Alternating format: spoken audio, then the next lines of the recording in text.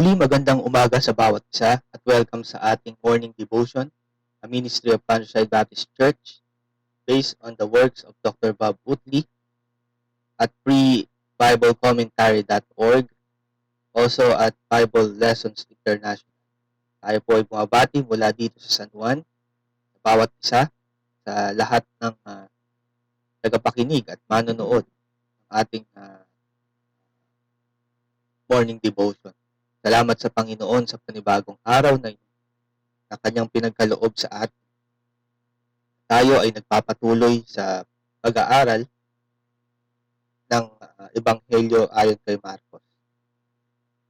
So tayo po ngayon ay magsisimula sa Mark chapter 1 verse 2 to 8. Isa-isahin po natin ang mga talatang ito para sa ating patnubay o gabay sa ating pagbibigay kahulugan o pagpapaliwanag ng mga teksto. Tayo po muna ay manalangin. Dakil at mapagpalang Ama, kami po ay nagpapasalamat sa biyaya. Patuloy kong dalangin ang paggabay sa amin, sa aming pong pag-aaral ng salita. Nawa ay bigyan kami ng liwanag ng Espiritu upang sa gayon ay maunawaan namin ito at aming may angkop sa aming mga personal at pang-ministeryong pamumuhay. Nawa ay kayo malugod, maluwalhati sa aming kalagitnaan. Sa pangalan ng Panginoong Jesucristo, itong aming dalangin. Amen. Okay, we're now on Mark chapter 1 verse 2. Basahin po muna natin ang teksto sa bagong ang Biblia. If you have your English Bible with you, go on. You could always read it along with this Tagalog, ang bagong ang Biblia. Mark 1:2, ayon sa nasusulat sa Isaias na propeta, narito, ipinapadala ko ang aking sugo sa inyong unahan na maghahanda ng inyong daan. Ang tinig ng isang sumisigaw sa ilang, ihanda ninyo ang daan ng Panginoon, tuwirin ninyo ang kanyang mga landas. Si Juan na taga-bautismo na dumating sa ilang at ipinapangaral ang bautismo ng pagsisisi sa ipagpapatawad ng mga kasalanan. Pumunta sa kanya ang mga tao mula sa buong lupain ng Judea at ang lahat ng mga taga-Jerusalem, at sila'y binautismuhan niya sa ilog Jordan na nagpapahayag ng kanilang kasalanan. Si Juan ay nakadamit ng balahibo ng kamelyo, may sinturong balat sa kanyang baywang at kumakain ng mga balang at pulot-putyutan. At siya'y nangangaral na nagsasabi, dumating na, kasunod ko ang higit na makapangyarihan kaysa akin. Hindi ako karapat-dapat yumukod at magkalag ng tali ng kanyang mga sandalyas. Binautismuhan ko kayo sa tubig, ngunit kayo'y babautismuhan niya sa Espiritu Santo. So we thank the Lord for the reading of His valuable, errant, and inspired Word of God. So, balik tayo sa talatang kalawa. So, mapapansin natin sa talata ayon sa nasusulat, no? So, ang salitang ito ay ganap na panahunan. So, there's this specific Greek tenses na may kitang ginamit dito, no? So it's more on the perfect tense, meaning there had been finished work in the past, however the effects continue or abides in the present situation. No? Ito yung isang natapos o parang yung aorist tense na may component ng present kasi kumbaga siya'y natupad na sa nakalipas, ngunit meron siyang nagpapatuloy ng epekto sa kasalukuyan. So yun yung sense ng diwa ng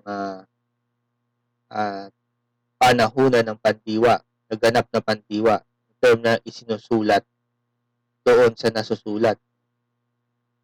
Na isang Hudyong wikaing ginamit upang ipakilala ang walang hanggang kapangyarihan ng Diyos.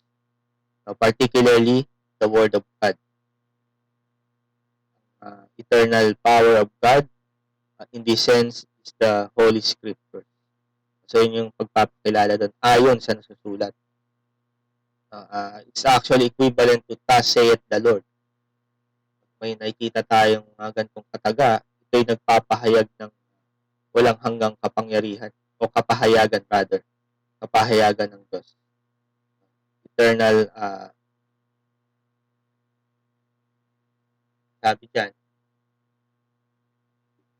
eternal revelation. Yung kapahayagan ng Panginoon sa atin through the Scriptures.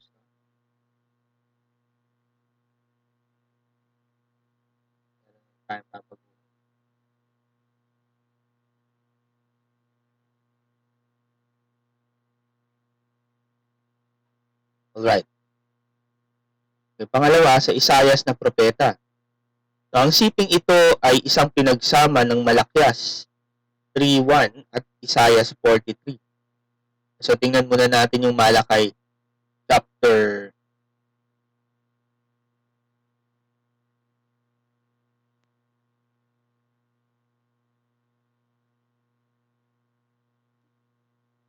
'Okay, ito ang pagkakasulat sa Malakyas. Narito, sinusugo ko ang aking sugo upang ihanda ang daan sa unahan ko at ang Panginoon na inyong hinaharap ay biglang darating sa kanyang templo. Ang sugo ng tipan ng inyong kinalulugdan ay narito, dumating, sabi ng Panginoon ng mga hukbo. So that's the praise. So there's this sense of eschatological Messiah that would come.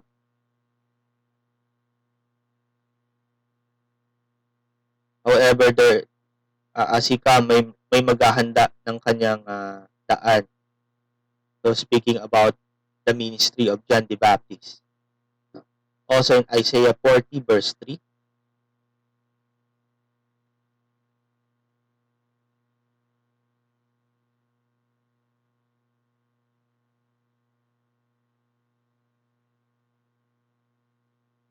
Okay, ang tinig ng isang sumisigaw, ihanda ninyo sa ilang ang daan ng Panginoon. Okay? Tuwirin ninyo sa ilang ang lansangang para sa ating Diyos. Okay, so ganito ang ginawa ni John the Baptist. No? Prepare the way of the Lord. At nakita natin yung paghahanda. That the materials that was prepared by John the Baptist himself ay nakita natin yung panawagan niya, sa panawagan niya ng pagsisisi sa kanilang kasalanan at sa pagbabautismo. So yun yung gawain ni John the Baptist o yung Juan na taga-bautismo. So ang siping ito ay isang pagsasama ng Malakyas at Isayas. Iyon ay hindi mula sa Hebreong Masoretikong teksto o ang Griegong Septuagint. Dahil ito ang ilang mga skriba ay binago ang teksto sa isinulat sa mga propeta. Okay? Sa bahagi ng mga propeta sa kanon ng OT. Okay, yung pagkakasulat niya. May dalawang concept kasi dito. Sa ibang mga manuskrito, ang pang-isahan ay makikita sa Griegong Ansyalikong kasulatan, yung mga uncials na kasulatan, no? Yung Sinaiticus, no? Yung mga kasulatang ito. So, sooner or later, we will be encountering this terms. Pag nandun na tayo sa medyo dulo, appendix. No? But you could research on the symbols of manuscript, particularly the scriptural manuscripts. No? Ngunit may mga witness naman na ito ay pang maramihan. No? Lalo na dun sa mga manuscripts A at W na tinatawag. So it could refer to a particular prophet or a witness of the prophets. The prophets leading to the coming of the Lord. And there is his servant preparing the way of the Lord. Paghahanda ng daan ng Panginoon. The eventual establishment of his church. Yun yung makikita natin doon. Ang Isaiah 42 hanggang 66 ay may dalawang pangunahing eschatolohikong pagbibigay diin. So there's this emphasis, eschatological emphasis on Isaiah. Una is the suffering servant o yung nagdurusang lingkod. Yan yung una sa kanyang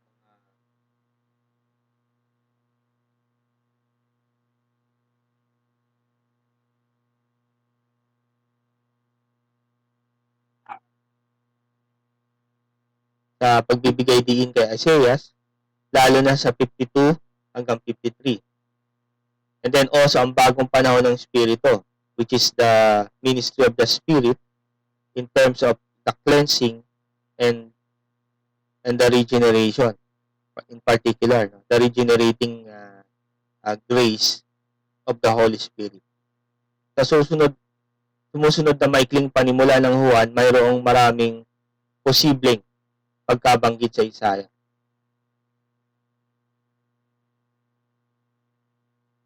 Siguro, itong term na to.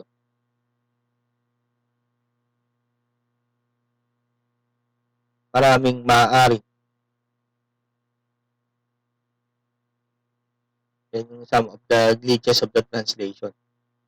Pagkabanggit sa Isaiah.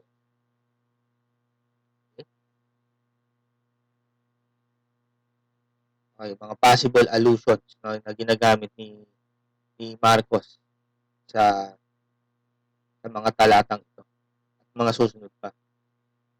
Okay, part of the quotation, ipinadala ko ang aking sugo sa inyong unahan. Okay? Ang terminong sugo ay tumutukoy sa isang anghel as far as Exodus 23 is concerned.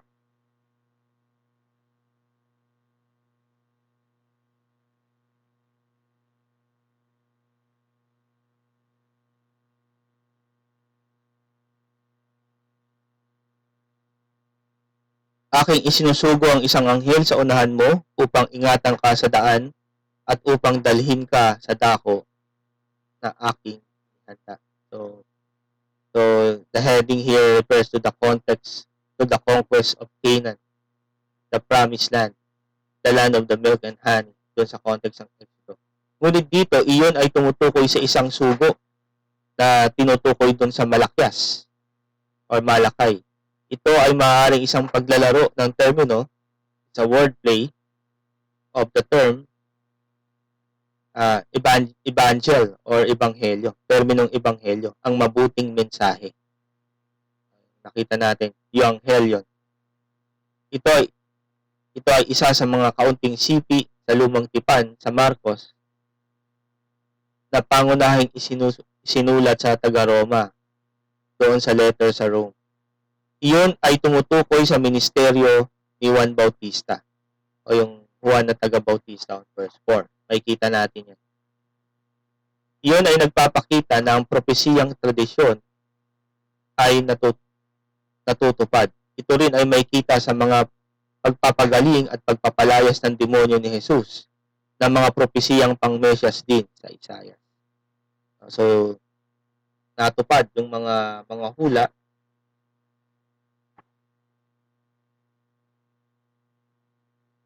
doon sa mga propesiyang tradisyon na nakikita natin sa lumang tipan ay natupad ito sa ministeryo ng Panginoong Kristo. Also, we could see this on his miracles, kanyang pagpapalaya sa demonyo at pagpapagaling ng may mga sakit. Ang ministeryo ni Juan Bautista ay binanggit sa lahat ng apat na mga ebanghelyo.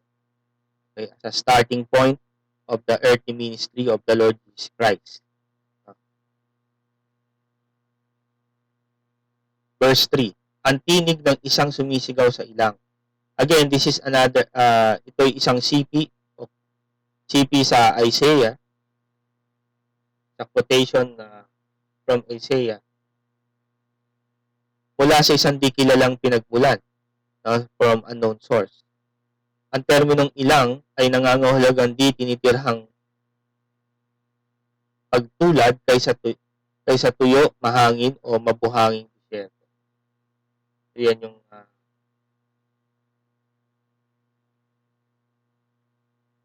Kasi ang kapansin-pansin dito ay maraming mga Hebrew versions na nagsisirculate sa kapanahonang ito. So yung tiyak na quotation ay hindi alam yung pinagmulan, no, doon sa exact quotation itong talatang.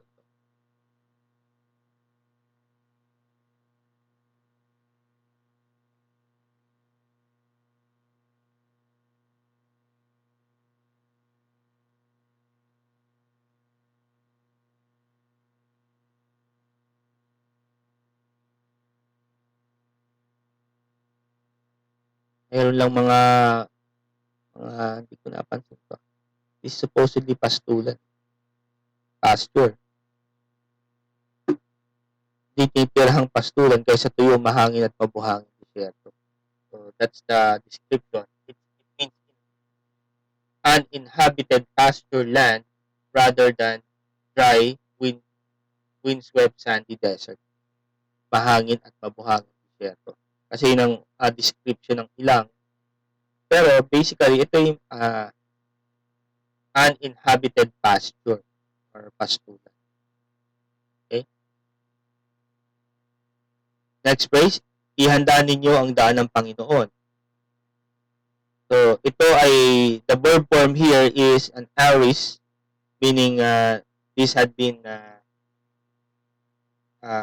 prepared in the past. Aorist, tahas na pautos. Yan yung exact na term niya. It's an aorist active imperative. So, it's more an aorist and active. Active siya, meaning the subject is the action. The one doing the action of the verb. Yun, na-apply ko na yung natin sa Greek. And then yung it's an imperative. So meaning it's a command from the Lord. Ihandaan ninyo ang daan ng Panginoon. Na nagpapakilala ng madali ang pagkilos. Yan yung makikita natin. Denotes urgency. In empty, on the Masoretic text, ang Panginoon o Adon ay mababasa. Ngunit, ito ay Yahweh o yung ating tetragrammaton, YHWH, or yung all capital Lord sa Hebrewong teksto. So, nung translate ito kinapi sa Masoretic text, ay nakita natin na ito ay Panginoon or Adon.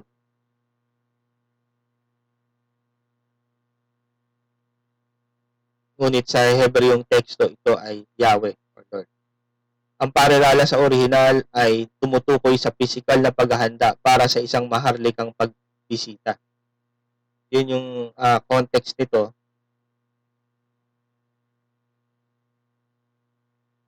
For a royal visit. Isang maharlika ang dadalaw. No? According to Isaiah 57:10.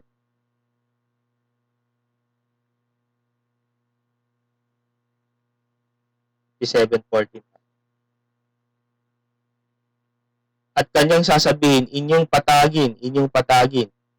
Ihanda ninyo ang lansangan, inyong alisin ang bawat sagabal sa lansangan sa aking bayan. So, speaking of the royal visit, also in 62:10.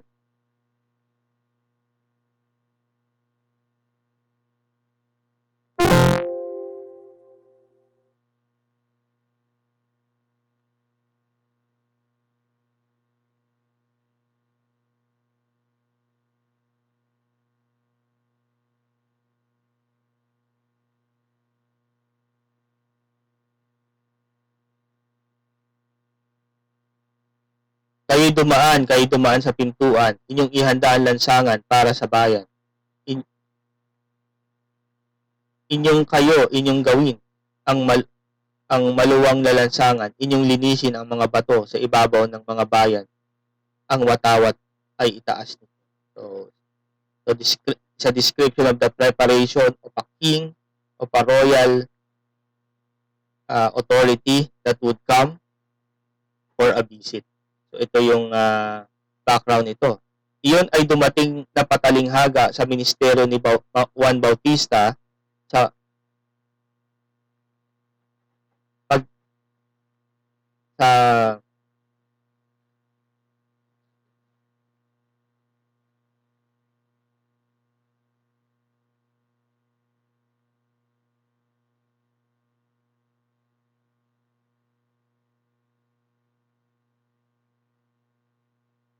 okay, sa pagdaan ni Jesus ang Mesyas na tinatawag ding Panginoon o Kurios.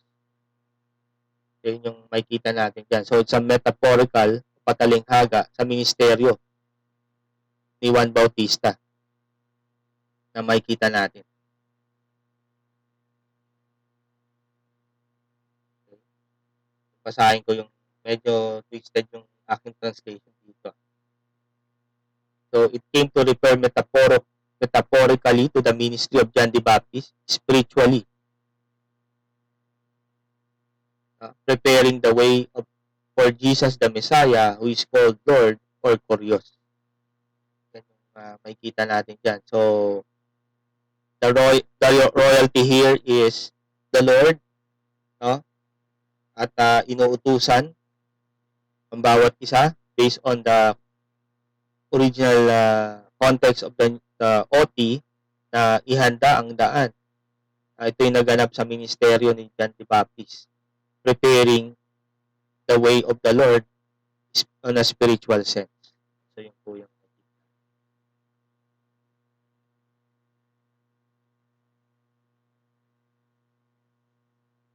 okay, another phrase that we have, tuwirin ninyo ang landas, ang kanyang mga landas. So, sa Masoretic text at sa Septuagint, yung LXX, equivalent is 70, no? Septuagint, meaning there are these 70 elders by tradition who translated the original Hebrew to Greek. Ay mayroong tuwirin ninyo ang mga landas ng ating Diyos. So, binago ni Marcos o ni Pedro ang teksto at sinipi ang isang di kilalang anyo ng teksto, not on these two, upang gawin itong tiyak na nauugnay kay Jesus, hindi kay Yahweh. So, instead of preparing to Yahweh on the Old Testament text, ay tiniyak ang pagkakaugnay nito sa Panginoong Kristo. Yun yung makikita natin doon. So, in a sense, yung tagapagtala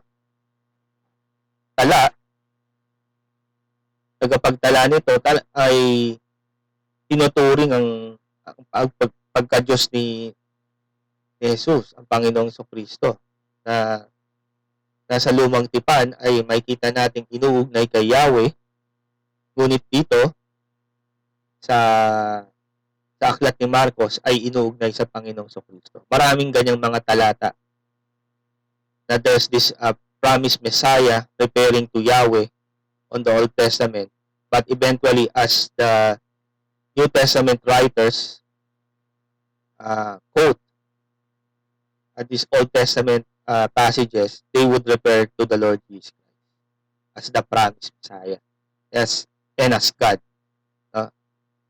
Previously referred to Yahweh, now referred to the Lord Jesus Christ in the New Testament passages, particularly in the book of Mark. So, dito pa lang makikita na natin yung pagka-Diyos ng Panginoong Kristo doon sa mga sipi na ginamit either by Peter or by Mark.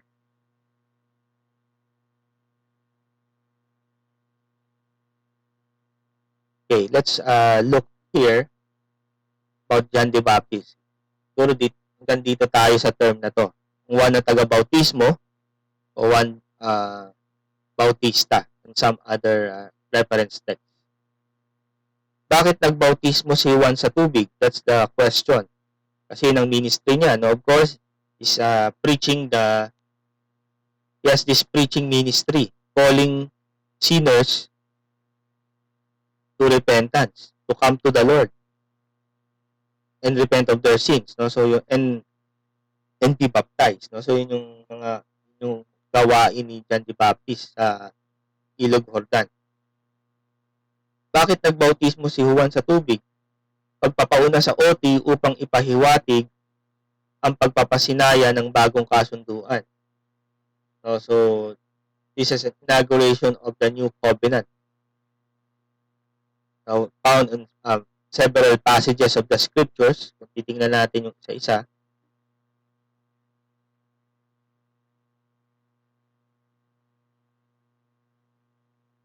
sabi ng Panginoon kay Moses, pumaroon ka sa bayan, talaga mo sila ngayon at bukas at laban nila ang kanilang mga kasuotan. Okay, verse 14.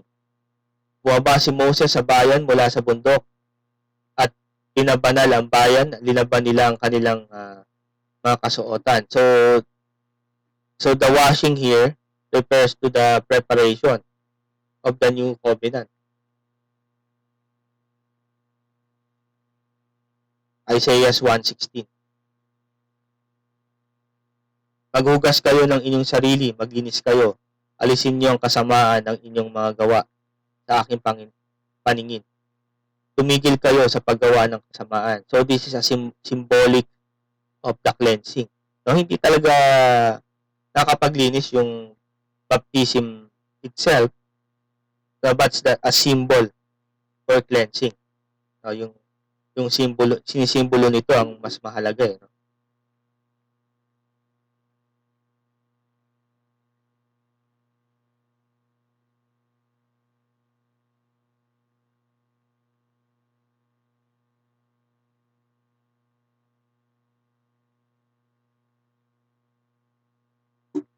At hindi natuturan ng bawat isa sa kanila ang kanyang kapwa at ang bawat tao ang kanyang mga kapatid na nagsasabi, kilalanin mo ang Panginoon sapagkat ako'y pakikilala nilang lahat mula sa pinakahamak sa kanila hanggang sa pinakadakila sapagkat papatawarin ko ang kanilang kasamaan at ang kanilang kasamaan ay hindi ko na alalahanin, sabi ng Panginoon. So yun yung implication of the cleansing na makikita natin is the forgiveness. Also in Ezekiel, this would refer now to the new covenant.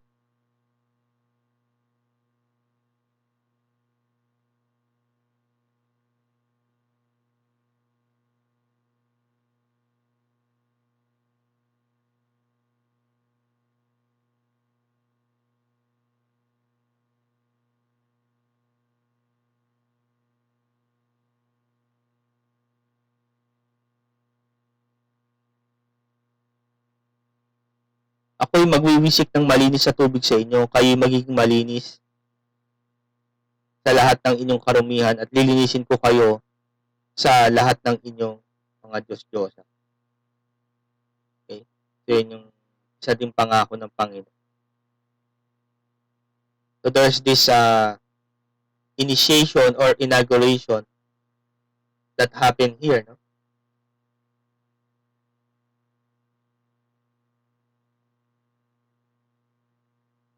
So yung pagpapauna ng mga lumang tipang mga kapahayagan upang ipahiwatig ang pagpapasinaya doon sa bagong kasunduang gagawin sa ministeryo ng Panginoong Kristo as prepared by John the Baptist.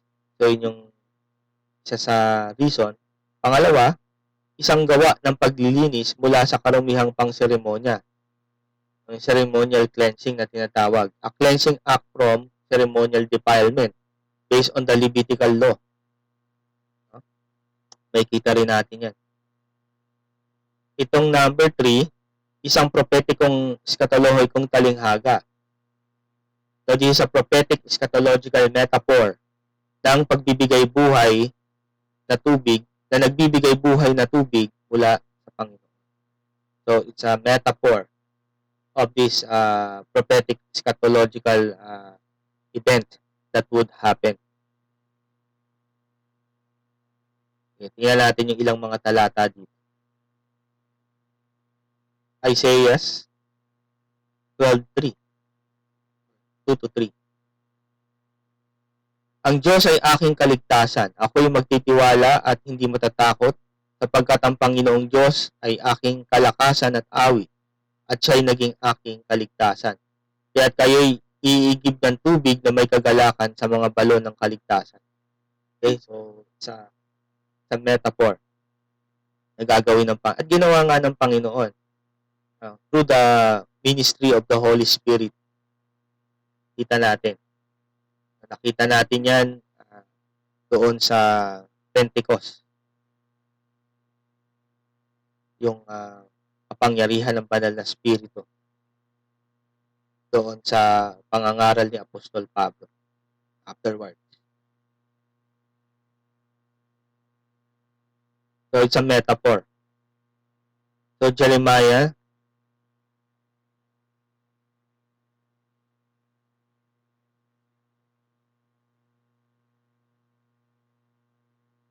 uh, 2:13, sapagkat ang bayan ko ay gumagawa ng dalawang kasamaan. Tinalikuran nila ako, ang bukal ng mga tubig na buhay, at gumawa para sa kanila ng mga tipunan ng tubig, ng mga sirang tipunan na hindi malagyan ng tubig. So yun yung gumawa sila ng sariling bukal, meaning they look into other sources of blessing, particularly yung mga kasamaan ng bansang Israel in terms of idolatry. Nakikita natin yan sa kasaysayan ng bansang Israel. Sila ay pumunta doon sa mga Diyos-Diyosan. Okay, at marami pang ibang talata na hindi ko na may isa-isa ito. No? But this is a prophetic eschatological metaphor ng isang nagbibigay buhay na tubig mula sa Panginoon. Of course, speaking about the Lord Jesus Christ, and then eventually the Holy Spirit, the Church. Panggagaya ng bautismo ng nagbago sa paniniwala bilang panimulang ritual upang maging bahagi ng bayan ng Diyos. So, of course, baptism is not unique on the time of John the Baptist. Ito ay isa ng kagawian sa mga panahong ito. So, maaring ang dahilan ay ang panggagaya ng bautismo na nagbago ng paniniwala. This proselyte baptism as initiation rite o yung panimulang ritual upang maging bahagi ng bayan ng Diyos. And that could be a possible reason. Isang rabbinikong paraan para sa paghahanda sa lahat ng manlalakbay upang makalapit kay Yahweh sa kanyang templo. Maaaring sa pamamagitan ng paglubog, sa tubig. There's this a reference here. Ang ritual na pagligong ito ay patuloy pa rin ginagawa ng mga Muslim bago pumasok sa mosque. So, have been adopted by the Muslim country. Okay? So, yun yung mga makikita natin dito. But the more important reason here is of course, ito yung mga layunin. But eventually, sa context ng church, alam natin yung kahulugan ng baptism. Kasi nung panahon pa ni John the Baptist, this is an initiation or an inauguration of a new covenant, signify perhaps sa cleansing act of ceremonial defilement. And then I would like to think that this is a prophetic eschatological metaphor of a life-giving water from God. So magandang dahilan din ito based on so many Old Testament passages na binasa natin. Isang prophetikong eschatologikong talinghaga. Okay. Next term, appeared or dumating. Ito ang paraan ni Marcos upang banggitin ang propesihang ng nakakagulat na pagpapakita ni Elias sa harapan, o yung tinatawag natin na suddenly o kagyat na pagpapakita. Habang pinapahiwatig ito ni John the Baptist sa kanyang mga alagad, ay kagyat ang pagdating ng Panginoon. Dumating. So there's this urgency on the coming. Or a surprise, a sudden appearance. Yan yung flavor ng sulat ni Mark, because Yun nga, pinapakita niya yung isang suffering servant o naghihirap na lingkod ay talagang mapa-action. No? There's this action, sudden action na makikita natin. Okay, yung salitang preaching, ito ay terminong pangangaral o keruso. Yung nakikita natin dun sa term, babalikan natin yung ating teksto.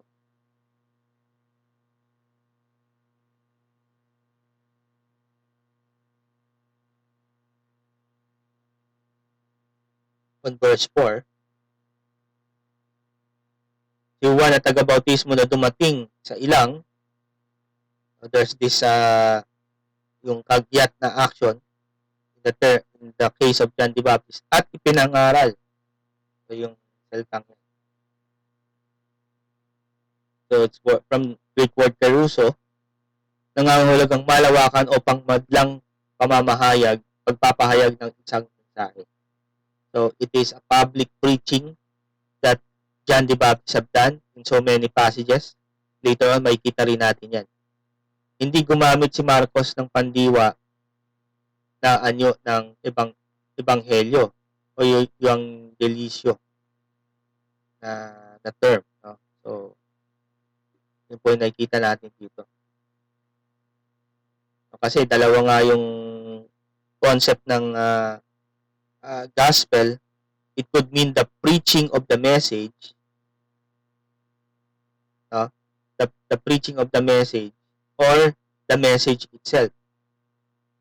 For the case of Christ, the preaching about Christ or the preaching of the message from Christ. So whatever the context, makikita natin.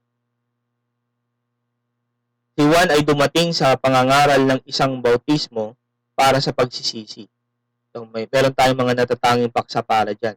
Ito ay katulad ng mensahe na pinagpatuloy ng Panginoon, ngunit may karagdagang pagdidiin sa pananampalataya. Ngayon ay faith and repentance, no, from the Lord Jesus Christ. No? So there's this emphasis on faith, believing on the Lord, trusting in Him. Ang kambal na kasundo ang nangangailangan ng pagsisisi at pananampalataya na ipinapakita sa bautismo ay naging mga nilalaman ng pangangaral ng apostol. So, particularly on the book of Acts, makikita natin yung panawagan ng mga apostol sa pananampalataya at pagsisisi ng kasalanan. We could see it on Peter, on his first sermon of the church in Acts chapter 2. So there's this element of repentance and faith. Oops, sorry.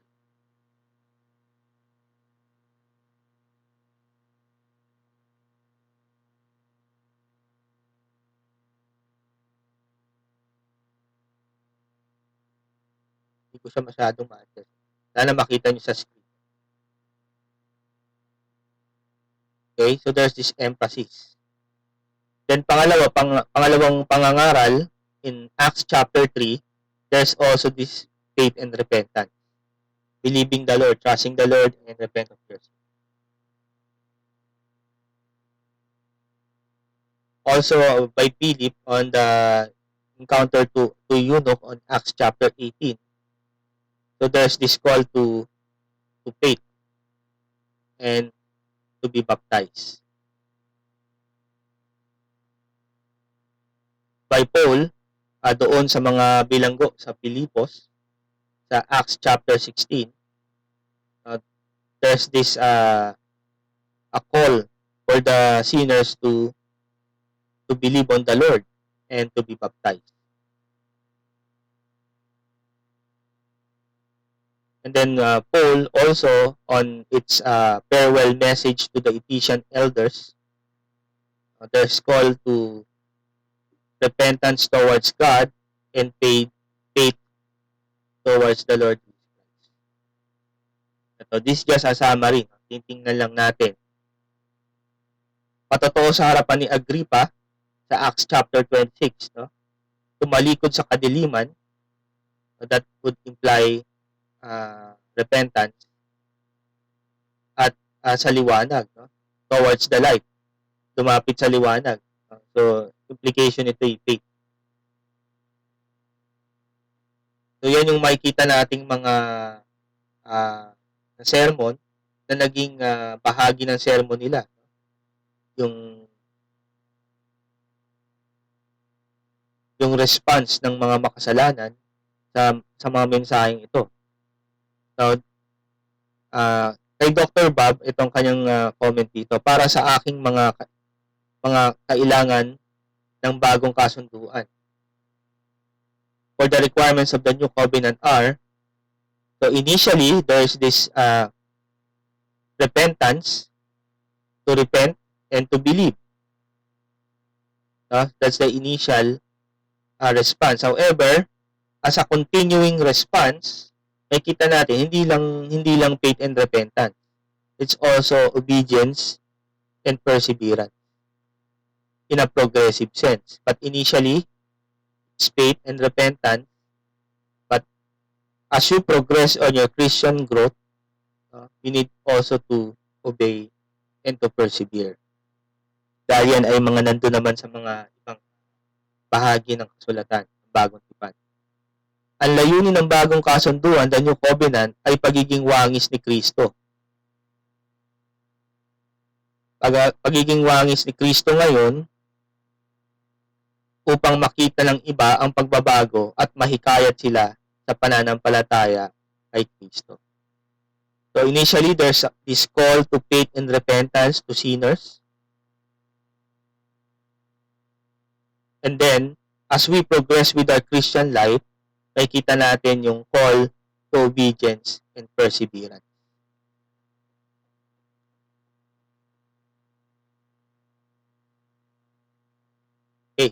So yan po yung ating susunod nating tatalakayin is the baptism of repentance, bautismo ng pagsisisi.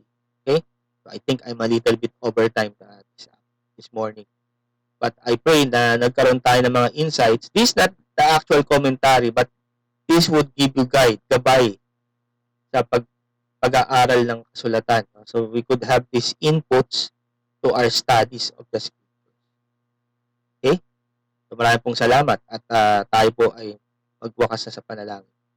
Dakila at mapagpalang Ama, kami po ay nagpapasalamat sa inyong biyaya. Dalangin ko ang inyong paggabay sa buong araw na ito. Kayo po ay patuloy na manguna sa amin, sa aming mga gawain, at sa aming paglilingkod sa inyo. Salamat po. Pinupuri po namin kayo at napasalamatan. Nawa ay maluwalhati ang pangalan. Sa pangalan ng Panginoon sa Kristo, itong aming dalangin. Amen. Okay, so maraming pong salamat at magandang umaga po sa bawat isa.